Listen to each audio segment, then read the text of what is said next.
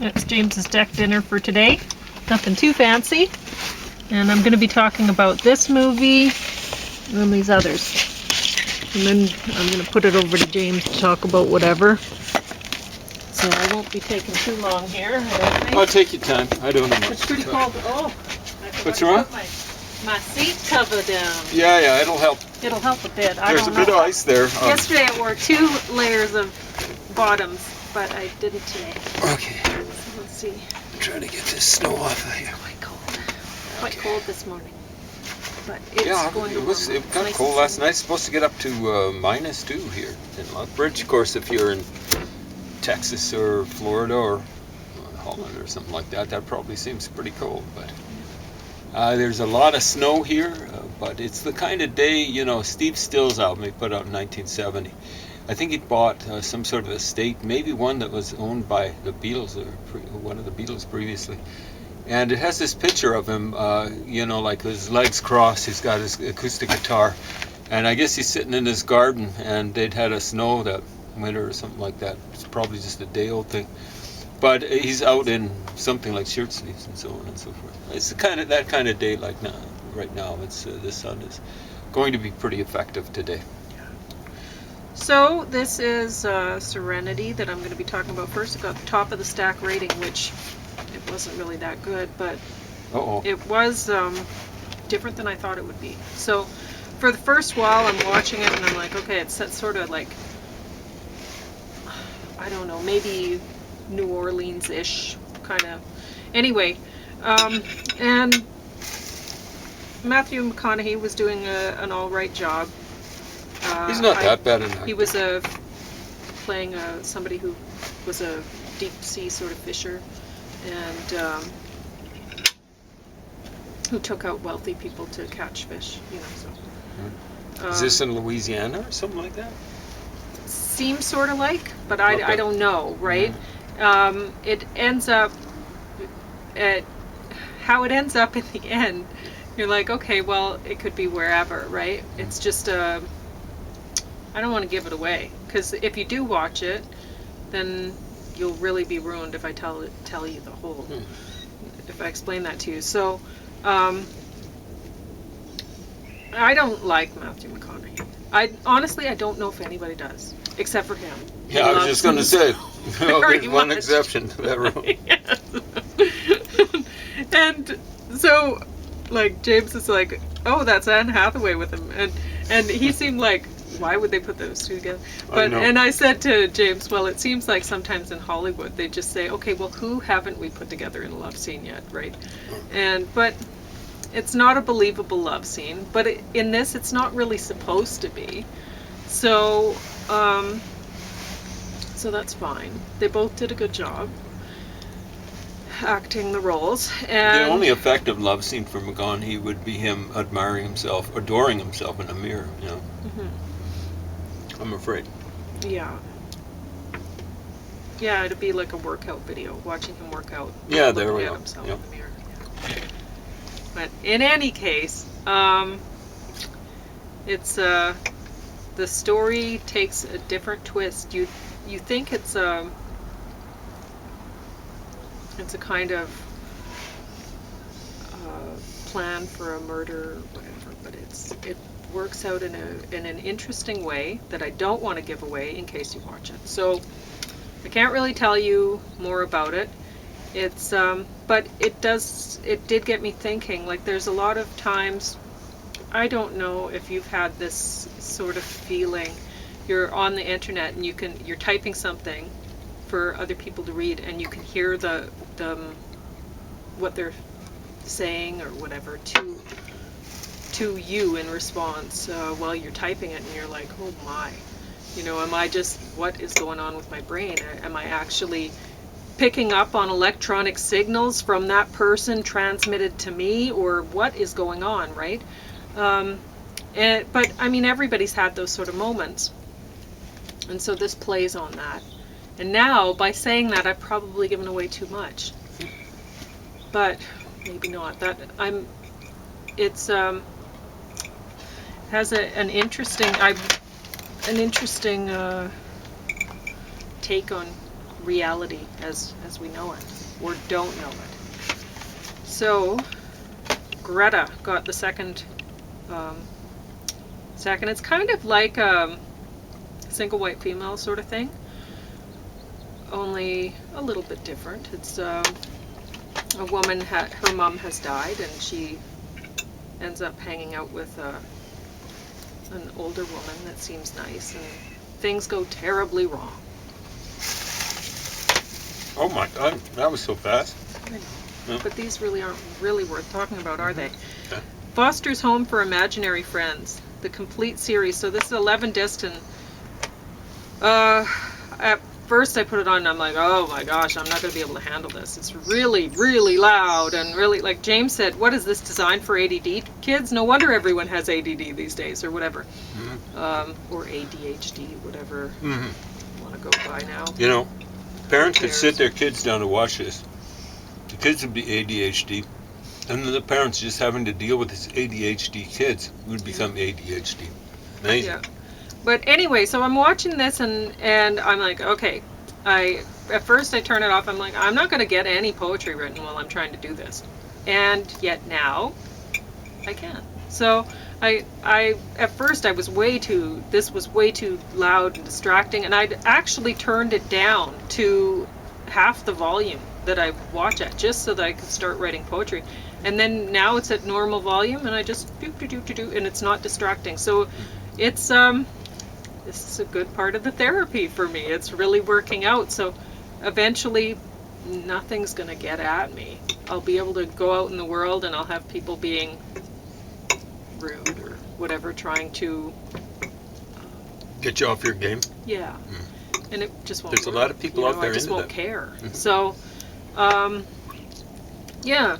So this is working out just nicely. And honestly, the show is not very good, but it lasted a long time. I can see there's some things about it that remind me of some other shows that I liked.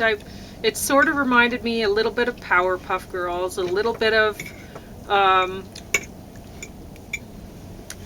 Adventure Time. I was going to say that. Yeah. It reminded me a bit of of course, yeah. Adventure Time's so much better. But Exactly, yeah, really, really way better.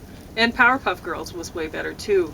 But so I figured, well, they must have had some people that were, that worked on one and the other or whatever that were working on this too.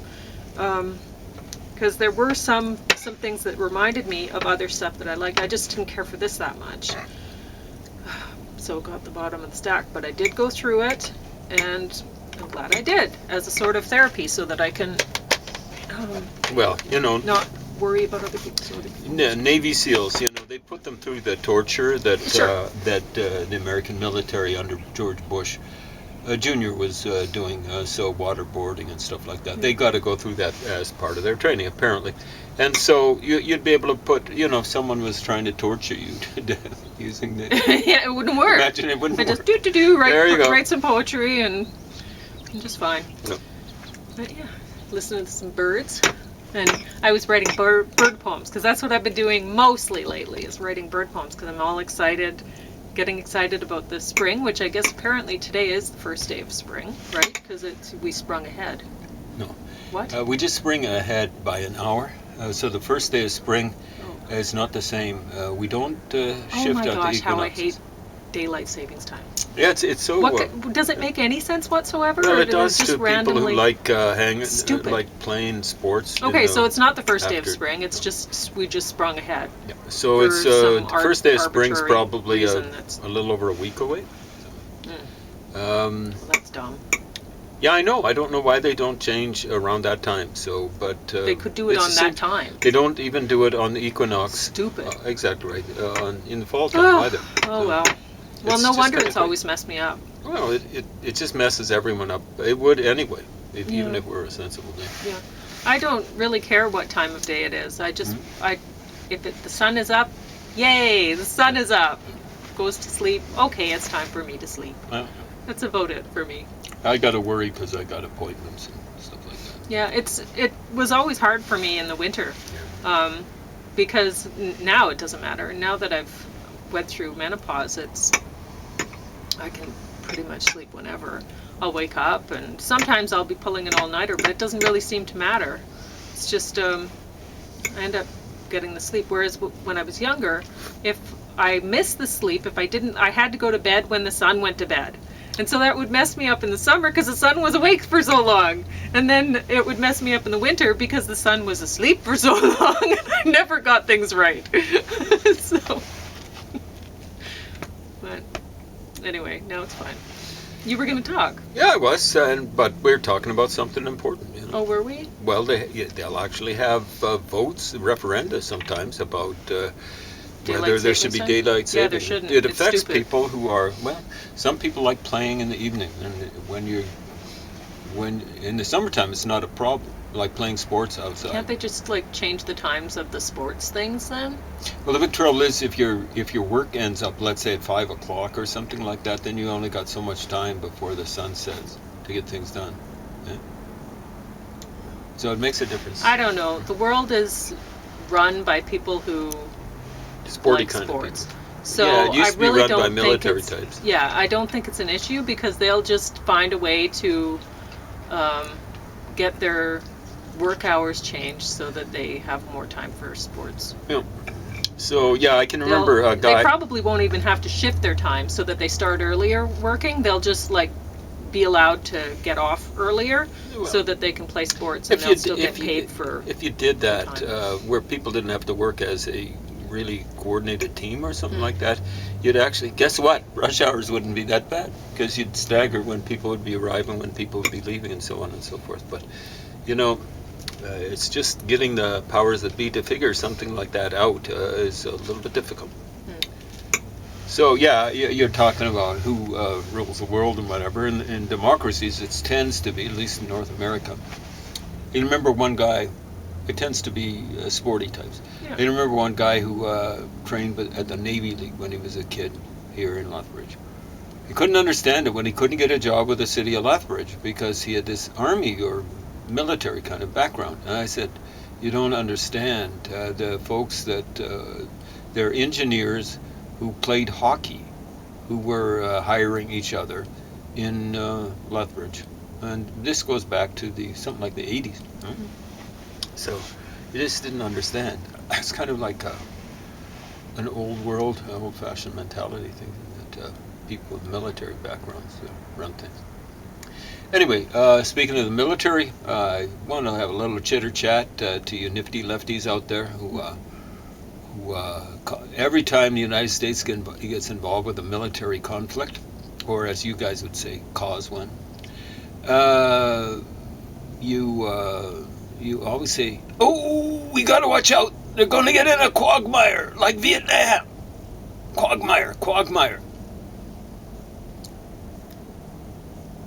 So they were saying that about Iraq. Of course, the original quagmire for them was Vietnam. But maybe it was Korea. I'm not sure. Guess what? Now, when Russia's in a quagmire in the Ukraine, they're calling it a stalemate. You can tell who they're cheering for down in their guts. They're against the United States, and they're kind of cheering for Russia. They're like Roger Waters, because they just don't want NATO expanding the American empire. They'll give a flying flock. That's F-L-O-C-K, in case you're a little hard of hearing. But I might have been using that as kind of like a code for something else. Maybe I'm a CIA agent or something. But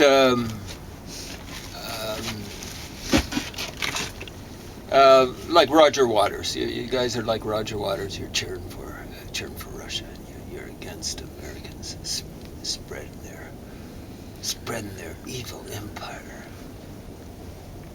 Of course, you laugh at George Bush calling, or Ronald Reagan calling Russia the evil empire, but the way you act, you might not use the term, but the way you act, the way you chitter-chat, you figure the ultimate evil empire, maybe the only one's the American empire. You guys are just shameless, absolutely stupid. What's happening in the Ukraine now? if the democracies, I could call it the West, but you guys use West as a pejorative four-letter word, is the democracies are fighting to stay alive. In case you didn't notice, the Russians were supporting Trump. I don't think Trump would have been good for you guys. It wouldn't have been good for me. It wouldn't have been good for a lot of folks. In 2016 and in 2020, of course, he was supporting Bernie Sanders in both those elections. Something you guys don't like hearing, but that's just the way it was. And Bernie knew about it, at least in 2020, and he still run, right? So what's happening is, you can call it a stalemate, you can call it a quagmire. A stalemate, Russia loses. Russia loses. So you folks are saying, we believe in peace. Let's work out a not so much a truce, but a working peace. Hey, that would be a surrender, okay? Surrender for the Ukrainians. Because thanks to you idiots, Obama probably was on the same wavelength as you, and or he was scared of you idiots in the United States, you lefty idiots, nifty lefty idiots. And he was scared when Russia walked in there in Ukraine in 2014. We just let it happen. You got people saying, there's one idiot, and he wouldn't be the only one, saying, he isn't the only one. We can't give offensive weapons. We can't send planes to the Ukraine because it could be used for offensive purposes. The Russians stole a bunch of Ukrainian land. In order to get it back, the Ukrainians have to use offensive weapons. If you just give them defensive weapons, hey, you're not taking a step further, the Russians win, you stupid idiots. They're comparing it to, it's like World War I. What a huge stalemate. Think of World War I, how bad it was, and yet, in the end, how good it was. In the end. It was the end of so many empires. It was the end of the Ottoman Empire, i.e. the Turkish Empire. A positive result. The result lasted less than 100 years because as soon as the Cold War was over, the Turks reverted back to their bad old, sad old, not so glad old ways. So they started turning back even before 2000 to the fundamentalists, and then around 2003 they elected them. And then they've, been increasingly less electable and less interested in elections. That's under Erdogan. Then, so the Ottoman Empire ended. It's now being reconstituted by Erdogan. And I don't know how far he's going to push it. You've got members of Hamas saying, would that Erdogan reconstitutes the Ottoman Empire. The Caliphate is actually what they're saying. Caliphate. Okay. And he's supporting Hamas, terrorism, and terrorists in not just the Gaza Strip, but in Israel. And Lord only knows, well, it'd be in the West Bank too, because Hamas has a major league presence there. Then you've got, what else? An Austro-Hungarian Empire, and thank heavens it hasn't been reconstituted. The rump of that is just a very small state called Austria. And it's been relatively peaceful and relatively democratic. They've had some problems with recrudescent. Check that up in your funking wagnalls. Recrudescent, well, you just have to call it Nazism. Under, what's his name, Georg Haider, and there are a few others. I could have said Heydrich. That would have been, I almost did, that would have been a little bit of a Freudian slip. And what other, the Prussian Empire ended. Only to be reconstituted under a different name and with expanded borders once there was the Anschluss of Austria under Adolf Hitler. So the Prussian Empire ended and the Russian Empire ended, only to be reconstituted in very short order by the Soviets. It was somewhat truncated. They didn't have Poland. They ended up getting it as a vassal state after World War II, and actually half of it during World War II. Then they lost it relatively promptly to the Nazis. The kind of warfare, trench warfare that you got in the Ukraine now, and that you had in World War I, what that involves is a lot of bloodshed. And bloodshed is just a lot of deaths. And empires, can't handle that kind of taxation in kind, conscription, if there's a lot of deaths. Now the Ukrainians, they're going to have to handle it. And any Ukrainian who doesn't understand that they're going to have to handle it is a little bit in la la land. The Russians are just into, even before the Soviets, they were not very nice to the Ukrainians, but particularly under Stalin and now under Putin. War crimes, crimes against humanity, thousands and thousands of deaths, probably thousands and thousands now, probably at least, what are they figuring? 50,000 Russians. It's got to be almost as many Ukrainians, if not more. And of course it was millions and millions of deaths in the late 20s, early 30s. Millions and millions of deaths. To any of you Ukrainians who don't understand it, the Russians aren't good for your health. That's economically. But they're just not good for your life expectancy. That's when it comes to military things and all sorts of other stuff. Not good. So you'd better stand, and I'm telling the Western powers, the democracies, some of the Western powers, like theoretically Turkey's on board, part of NATO, and it's definitely not democratic. You'd better support Ukraine, because the Russians are fighting World War, what would it be? 4, 5, 6. World War 6. The Chinese are fighting. The People's Republic of China are fighting World War 7. What World War 5? World War 3 is the Cold War. The Americans won that handily. World War 4 was started by Iran, and they're going to have nuclear weapons if they don't have them already, pretty quickly. And that was even before the Cold War ended. And World War, 5 was started by, what was his name? Osama bin Laden. And now it's being followed up by Turkey. And that's a Sunni fight for the whole world. Control of the whole world. Osama bin Laden, of course, was going around saying, "We are the world power." Wow, that's amazing. Turkey's not even the world power, but you're crazy if you think, all you nifty lefties are thinking, oh, okay, we can talk with Iran. When Obama was in power, and they're talking now, I'm sure Biden is thinking, hey, I'd better talk with Iran. You can't talk with Iran any more than you could talk with the Taliban. I wish you folks that you were saying, we can talk with the Taliban. I want you to go talk with the Taliban. Believe me, I don't believe in negotiating with terrorists. When they kidnap you and hold you for ransom, I'll be saying, you talk with them, guys. Talk your way out of that. But after Obama let Iran go wild developing nuclear weapons, talking with them, Turkey all the while is taking notes. We're going to have to start developing our own nuclear weapons. We're the head of the Sunni world, whether or not they are. That's what they think.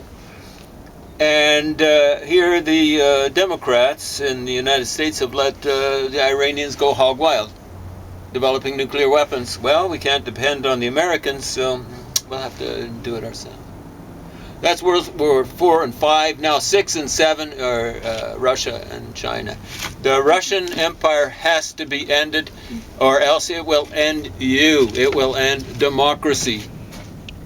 You still have 5 minutes if you want. 5 minutes. It will end democracy. We've got a little more time than 5 minutes.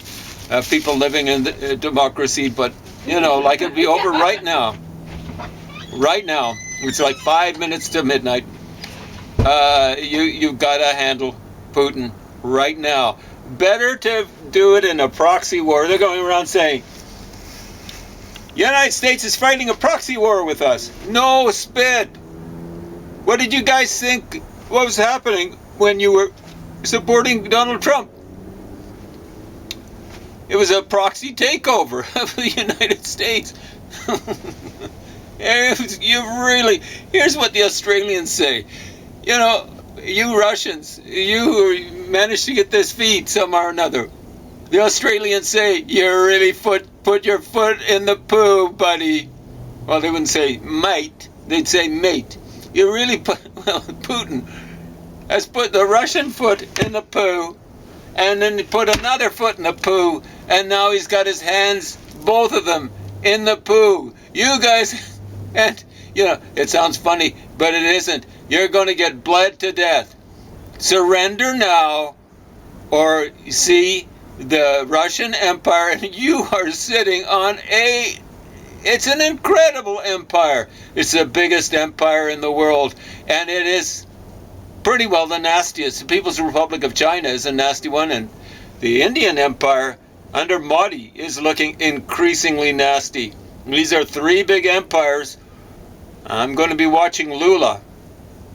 Brazil is a big empire too. But if India keeps under Modi, I'm going to be calling for its empire to be stripped down, starting with the state of Punjab. The Sikhs should be allowed to be independent. I'm calling for the breakdown of the Chinese Empire. People's Republic of Tibet's got to go. Where the Uyghurs are, that's got to go. It's got to be a separate country.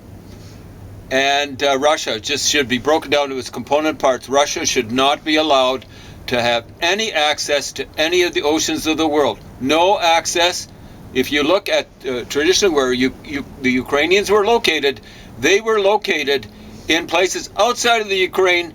If they were given that land, Russia would not have access to the Black Sea. Russia should be deprived access to the Black Sea.